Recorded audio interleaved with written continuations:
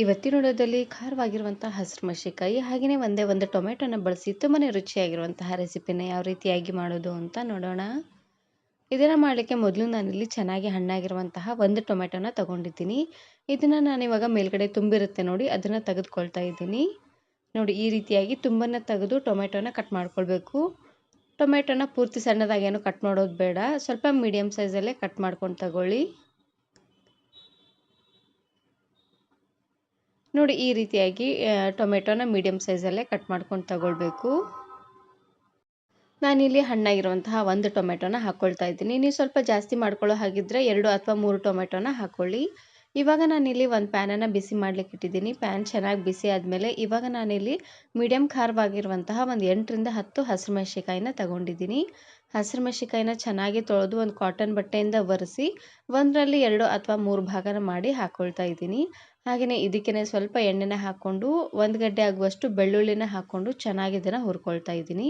ಉರಿನ ಆದಷ್ಟು ಮೀಡಿಯಂ ಫ್ಲೇಮ್ನಲ್ಲೇ ಇಟ್ಟು ಎಲ್ಲ ಮೆಣಸಿನಕಾಯಿನೂ ಚೆನ್ನಾಗಿ ಕೆಂಪಾಗಬೇಕು ನೋಡಿ, ಅಲ್ಲಿವರೆಗೂ ಹುರ್ಕೊಂಡ್ರೆ ಸಾಕಾಗತ್ತೆ.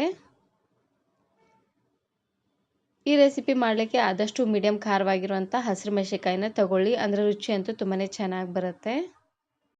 ಹಸಿರು ಮೆಣಸಿನಕಾಯಿನ ಬಳಸಿ ಇದೇ ರೀತಿಯಾಗಿ ಬಹಳಷ್ಟು ವೆರೈಟಿ ಆಗಿರುವಂತಹ ರೆಸಿಪೀಸ್ನ ಅಪ್ಲೋಡ್ ಮಾಡಿದ್ದೀನಿ. ವಿಡಿಯೋ ನೋಡಿಲ್ಲ ಅಂದರೆ ಈ ವಿಡಿಯೋ ಕೊನೆಯಲ್ಲಿ ಹಾಕಿರ್ತೀನಿ, ನೋಡಿ ಚೆಕ್ ಮಾಡಿ.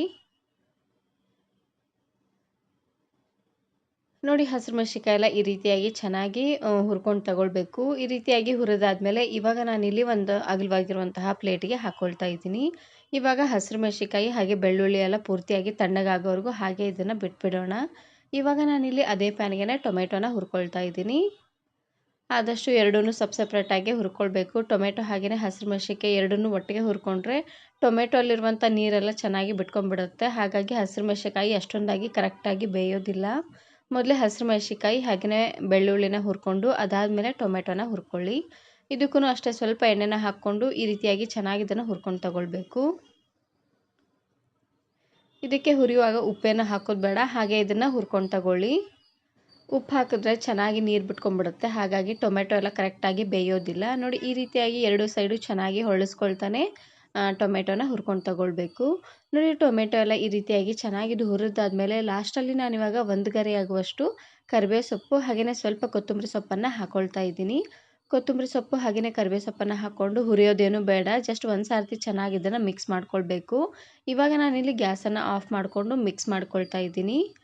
ಸ್ವಲ್ಪ ಕೊತ್ತಂಬರಿ ಸೊಪ್ಪು ಹಾಗೆಯೇ ಕರಿಬೇವು ಸೊಪ್ಪು ಬೆಚ್ಚಗಾದರೆ ಸಾಕಾಗುತ್ತೆ. ಇದು ಫ್ರೈ ಮಾಡ್ಕೊಂಡ್ಬಿಟ್ರೆ ಇದರಲ್ಲಿರುವಂಥ ಫ್ಲೇವರ್ ಎಲ್ಲ ಹೊರಟೋಗ್ಬಿಡುತ್ತೆ, ಹಾಗಾಗಿ ಸ್ವಲ್ಪ ಬಿಸಿ ಆದರೆ ಸಾಕಾಗುತ್ತೆ.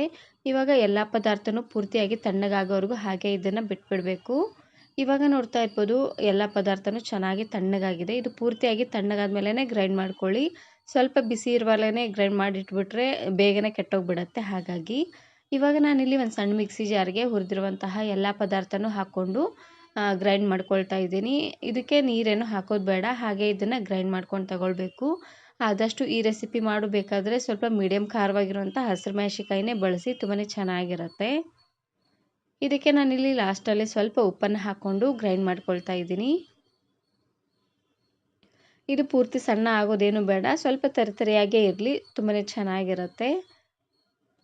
ನೋಡಿ, ಈ ರೀತಿಯಾಗಿ ಚಟ್ನಿನ ಮಾಡ್ಕೊಳ್ಬೇಕು. ನೋಡ್ತಾ ಇದ್ದೀರಲ್ವಾ, ಬೇಕು ಅಂದರೆ ಇದಕ್ಕೆ ಸ್ವಲ್ಪ ಈರುಳ್ಳಿನೂ ಸಹ ಹುರಿದು ಹಾಕ್ಕೊಳ್ಬೋದು. ನೋಡಿ, ಈ ರೀತಿಯಾಗಿ ತರಿ ಅನ್ನೋಂಗೆ ಗ್ರೈಂಡ್ ಮಾಡ್ಕೊಂಡು ತಗೊಳ್ಳಿ. ಇದನ್ನು ನೀವು ಬಿಸಿ ಬಿಸಿಯಾಗಿರುವಂತಹ ಚಪಾತಿ, ರೊಟ್ಟಿ ಹಾಗೆಯೇ ಅನ್ನದ ಜೊತೆ, ದೋಸೆ ಜೊತೆಗೆಲ್ಲ ಸರ್ವ್ ಮಾಡ್ಕೊಳ್ಬೋದು. ತುಂಬಾ ಚೆನ್ನಾಗಿರುತ್ತೆ ಅಂತಲೇ ಹೇಳ್ಬೋದು. ಅದರಲ್ಲೂ ಈ ಚಳಿಗೆ ಬಿಸಿ ಬಿಸಿಯಾಗಿರುವಂತಹ ಅನ್ನದ ಜೊತೆಗೆ ಈ ಚಟ್ನಿ ಸ್ವಲ್ಪ ತುಪ್ಪನ ಹಾಕ್ಕೊಂಡು ತಿಂತಾಯಿದ್ರೆ ತುಂಬಾ ರುಚಿಯಾಗಿರುತ್ತೆ. ಈ ವಿಡಿಯೋ ಇಷ್ಟ ಆದರೆ ಈಗಲೇ ಒಂದು ಲೈಕ್ ಬಟನನ್ನು ಕ್ಲಿಕ್ ಮಾಡಿ, ಫ್ರೆಂಡ್ಸ್ ಆ್ಯಂಡ್ ಫ್ಯಾಮಿಲಿ ಜೊತೆಗೆ ಶೇರ್ ಮಾಡಿ. ಹಾಗೆಯೇ ಮತ್ತಷ್ಟು ಹೊಸ ರೆಸಿಪಿಗಾಗಿ ವರ್ಣಿಕಾ ಅಡುಗೆ ಮನೆ ಯೂಟ್ಯೂಬ್ ಚಾನಲನ್ನು ಸಬ್ಸ್ಕ್ರೈಬ್ ಮಾಡ್ಕೊಳ್ಳಿ. Thank you. Thanks for watching.